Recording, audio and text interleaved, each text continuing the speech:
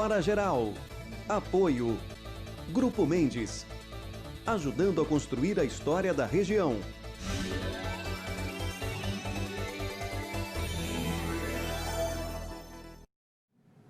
Olá, amigos. A partir de agora, mais uma edição do Hora Geral. Tudo bem? Hoje, um dia de feriado, né? Ou seja, dia 2 de novembro, muitas pessoas estão descansando, mas o nosso jornalismo não para. E eu vou levar até você as principais informações nesta segunda-feira, feriado. E eu vou começar já com a previsão do tempo com o meu amigo Celso Vernizzi. Celso, como é que será a previsão para o dia de amanhã? Celso Vernizzi, homem do tempo aqui no Hora Geral. Olá, Douglas. Olá, amigos do Hora Geral. O tempo melhora a partir de amanhã. Depois de um final de semana de muita instabilidade, o tempo melhorou nesta segunda-feira, mas vai melhorar durante a semana mais. O calor é que vai demorar para voltar naquela proporção que estava fazendo até a última quinta-feira. Depois esfriou e as noites foram mais frias, mais úmidas e ainda há a possibilidade de garoa agora à noite na Serra do Mar e em suas proximidades. Mas a situação do tempo vai melhorando durante a semana, as temperaturas vão subindo gradativamente e vão passar dos 30 graus só lá para sábado, para domingo. Até lá, 26, 27 graus. Amanhã, 25 graus aqui no litoral, em média.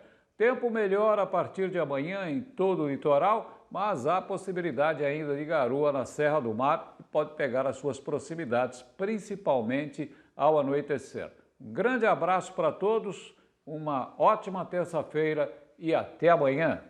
Até amanhã, meu amigo Celso Vernizzi, o homem do tempo. Bom, agora é hora de conversar com o professor Alex Salim, ele é especialista em direito penal. Professor Alex Salim, esse confronto entre o João Dória, que quer que o governo federal compre lote de vacinas da China, o governo federal, Jair Bolsonaro, não quer liberar, ou seja, nesse confronto, aonde que o STF pode interferir? Salve, professor Alex Salim! Salve, Douglas, amigos do Hora Geral e amigos internautas. Olha, novamente aí o STF, né, na nossa discussão, mas essa história da vacina, essa discussão da vacina, para mim é tão surreal, porque eu também sou da área de saúde. É mais ou menos assim, nós estamos discutindo a compra, né, de um foguete que vai nos levar até outra galáxia, algo que não existe. Né? Então nós estamos discutindo compra de uma vacina que nem existe, provavelmente não vamos ter segurança de uma vacina nos próximos anos. Né? Mas isso, numa outra oportunidade, eu posso explicar. Isso faz o menor sentido. Mas, enfim, do ponto de vista jurídico, como funciona? O SUS, né, que é o nosso Sistema Único de Saúde, ele é organizado como base pelo governo federal. Claro que ele existe nos municípios e nos estados, porque é onde, de fato, o tratamento das pessoas ocorre. Mas a organização, as diretrizes do SUS são determinadas pelo Ministério da Saúde. E no plano de vacinação, sempre vacinação contra várias doenças, é feito com organização do Ministério da Saúde. A organização é feita no plano nacional e não estadual.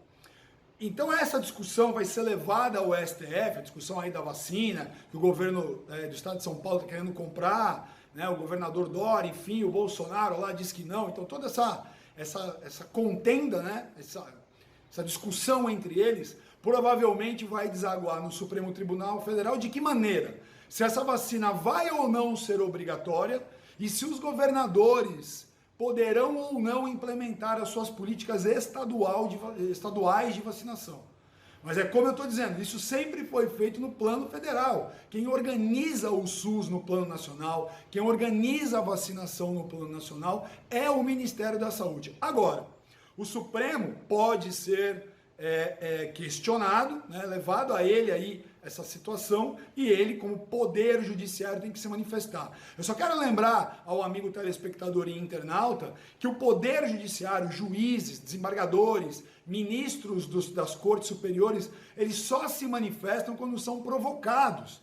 Então, não é assim um dia um ministro acorda, hoje eu vou resolver tal situação. Não, não é isso. E o Supremo, essas questões são levadas normalmente por ações diretas de inconstitucionalidade promovida por partidos políticos. Então, é provável que essa questão chegue até o Supremo, deveria ser tratada pelo Congresso Nacional, né? que é o poder legislativo. Lembrando, o Brasil, né, nosso Estado é dividido em poder executivo, legislativo e judiciário. Né? Então, o poder legislativo deveria trabalhar e resolver essa questão, mas provavelmente vai desaguar no Supremo, e o Supremo, interpretando a Constituição Federal, ele pode entender que a saúde aí que a vacinação deve ser obrigatória para garantir a saúde de todos, que também para mim não faz sentido, porque se alguém toma a vacina e fica imunizado, a outra pessoa que não tomou e não está imunizada não vai afetar a saúde daquela que tomou. Então, e outra, não existe na história vacinação compulsória, né? Nós estamos diante de uma doença que tem uma letalidade de 0,05%. A contaminação dela é parecida com a pneumonia, né? Então, nesse momento não faz muito sentido e a vacina vai demorar muito tempo para sair. Só para os nossos amigos terem uma ideia, morrem por ano no planeta por doenças cardiovasculares, 15 milhões de pessoas. Só para colocar em perspectiva e a gente refletir sobre tudo isso. Então, vamos aguardar cenas dos próximos capítulos, mas o nosso deputado Aécio Neves, que eu quero dizer no país, né? Ele apresentou um projeto de lei para tornar compulsória aí a vacinação, colocando inclusive penalidades para quem não se vacinar, parecidas para quem não vota. Legal? Obrigado, professor Alex Salim, professor especialista em Direito Penal, tirando as dúvidas e informando o nosso público, telespectador e internauta. Amigos, um rápido intervalo comercial. Na sequência, vamos conversar com o professor Luiz Paulo Neves Nunes. O tema, eleições, mas tudo isso depois do intervalo. É rápido.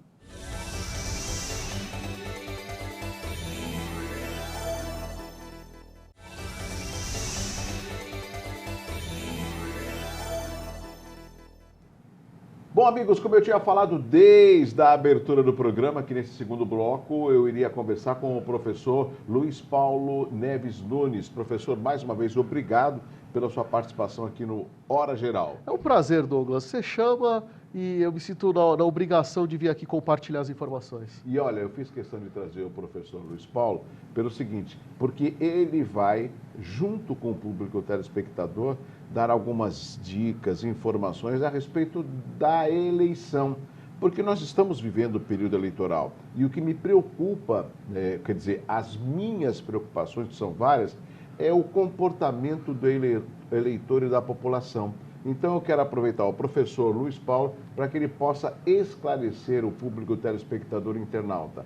Por exemplo, professor, outro dia eu estava acompanhando na TV, teve um candidato, né, que ele falou, vou lutar pelo congelamento do IPTU.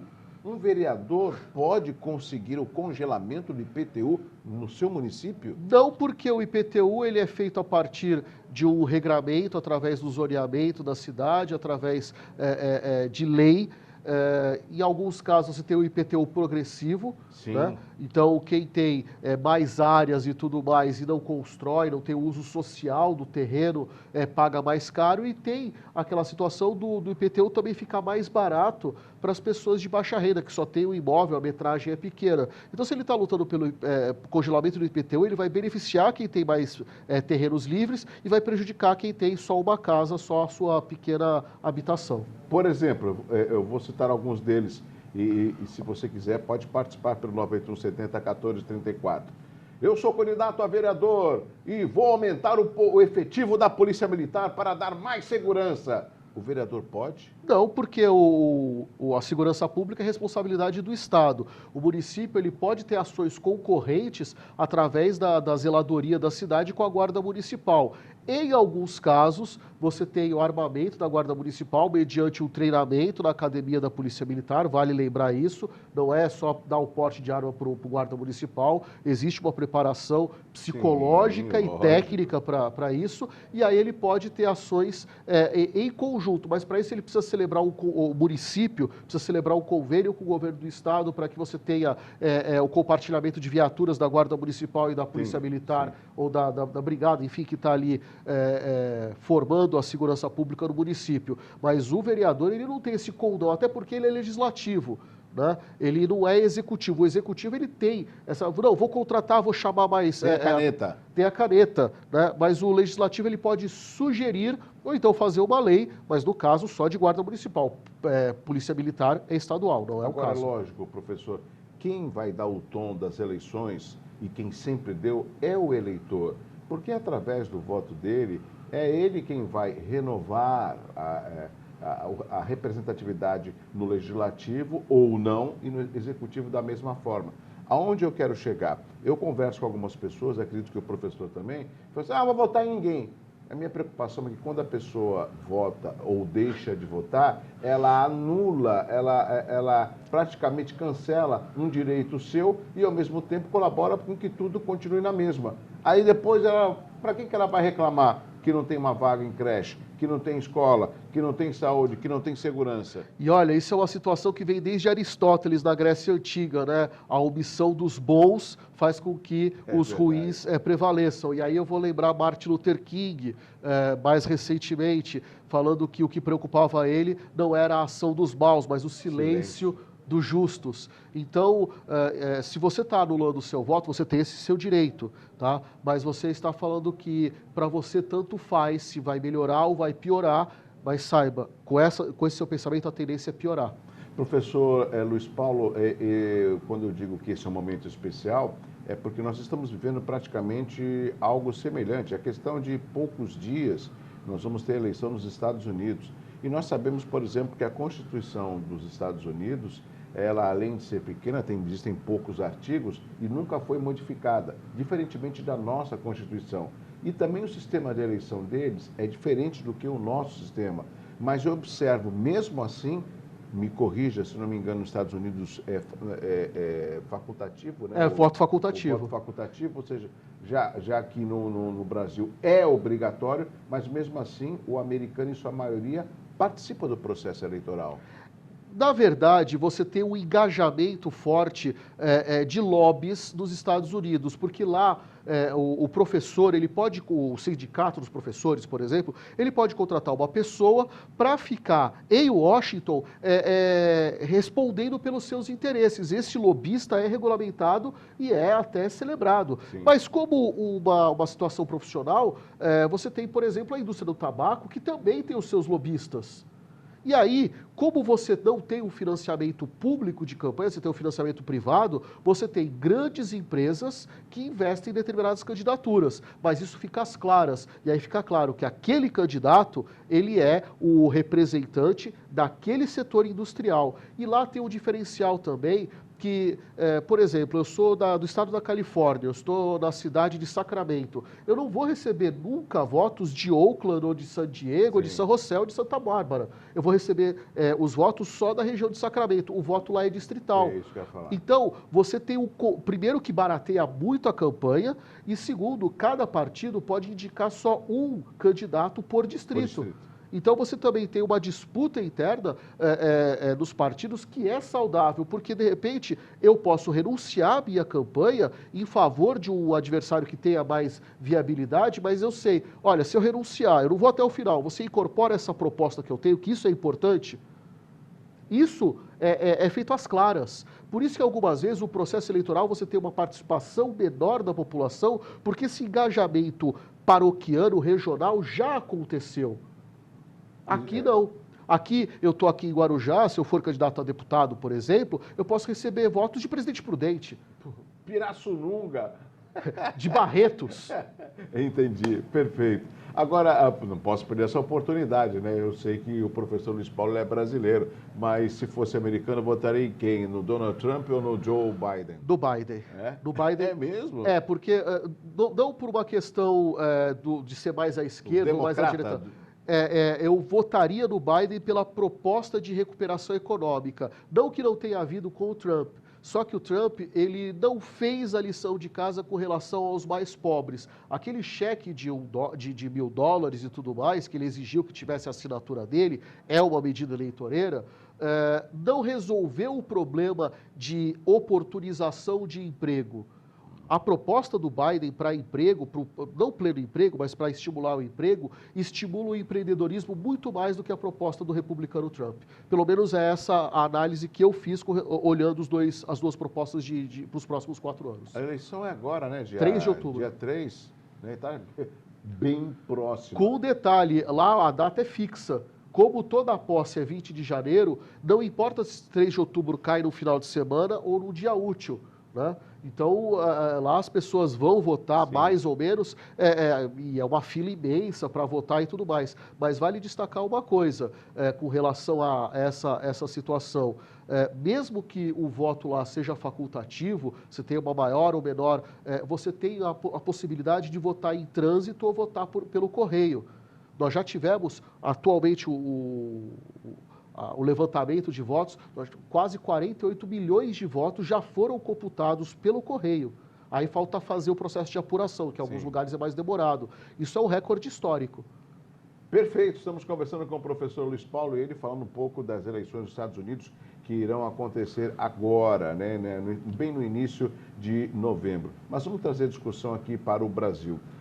O que me preocupa muito, e óbvio que a gente tem que ter cautela como jornalista e como veículo de comunicação, que é uma responsabilidade do Hora Geral, né? Mas eu observo que entre a eleição e sair a eleição, algumas cidades próximas, inclusive da nossa região, continuam sem nenhum desenvolvimento. Será que através do voto nós conseguiríamos mudar a realidade para melhor de alguns municípios? Certamente. Nós temos cidades do Vale do Ribeira, cidades do Litoral Sul, que são bem pouco desenvolvidas, dependem basicamente ou da atividade agrícola ou da atividade turística, e se esquecem que, em alguns casos, você tem mecanismos tecnológicos que não vão alterar a atividade econômica em si, mas vão potencializá-la. Então, você tem como melhorar, você tem uma situação como, por exemplo, a bananicultura no Vale do Ribeira, que existem métodos tecnológicos que não são tão caros assim, mas você precisa se unir em cooperativa ou num consórcio intermunicipal, setorial, nesse caso, não tem a ver com a prefeitura, mas com os agentes que agem efetivamente no cultivo e distribuição da banana, tem como fazer com que essa produção tenha um acréscimo de qualidade e aí o preço, o valor agregado aumenta. A mesma coisa com relação ao turismo. Algumas cidades elas são refratárias a isso, vai mudar o meu jeito de... Gente, a tecnologia, ela está aí.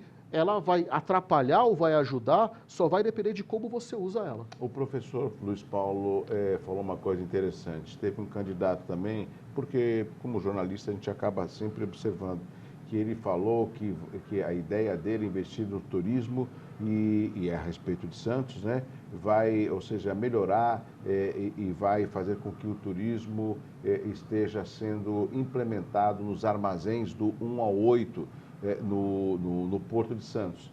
Mas os armazéns, eles não são do município? Não, ainda não tem uma gestão. Você tem protocolos de intenção e tudo mais. Isso desde a época que o Beto Mansur foi prefeito em Santos, existe essa discussão de utilizar aquela parte do cais ali do Valongo para um projeto como de revitalização, a exemplo de Puerto Madeiro. Só que não teria como fazer isso antes de você resolver a situação da perimetral do porto. Porque então você seccionaria o acesso ao porto de grandes caminhões e tudo mais em benefício do turismo. Isso inviabilizaria o porto. Então você precisa fazer ali o mergulhão primeiro, você precisa separar o trânsito da cidade ou turístico do trânsito do porto. Quem que faz isso, o legislativo ou o executivo? É um conjunto. O legislativo ele pode propor as leis de desafetação de áreas, de autorização para que exista construções com mais de um gabarito, de trânsito subaquático, dependendo da natureza que você pode ter que escavar. Então, isso tudo é de competência legislativa autorizar isso ou não, ou regrar isso, e aí o executivo vai em busca dos recursos do projeto executivo e faz o projeto efetivamente. Professor Luiz Paulo, observa que muitos cidadãos, muitos munícipes, eles não comparecem nas sessões da Câmara. Eu não quero aqui elencar algumas cidades. A maioria, eu diria que 99% das câmaras não recebem a participação da população.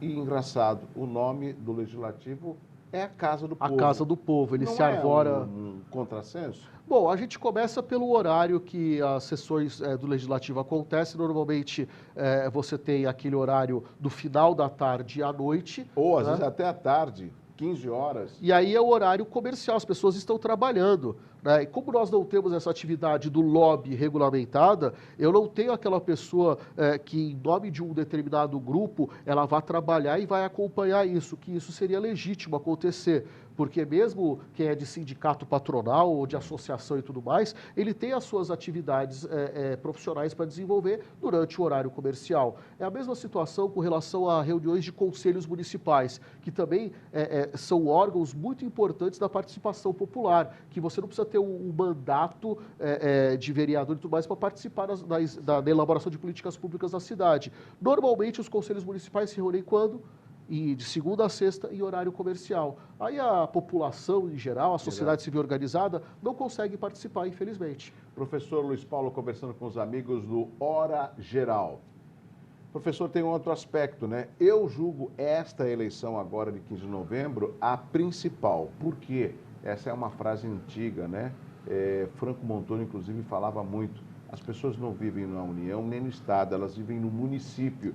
E é no município que a gente vê a ação política do prefeito ou prefeita, dependendo da cidade, e também da Câmara dos Vereadores. Sem dúvida. A gente tem uma situação, você citou o Montoro, que era um municipalista por essência, e Ulisses Guimarães repetia muito também essa frase. A gente tem uma situação de que se eu tenho um bom projeto, é a famosa vontade política.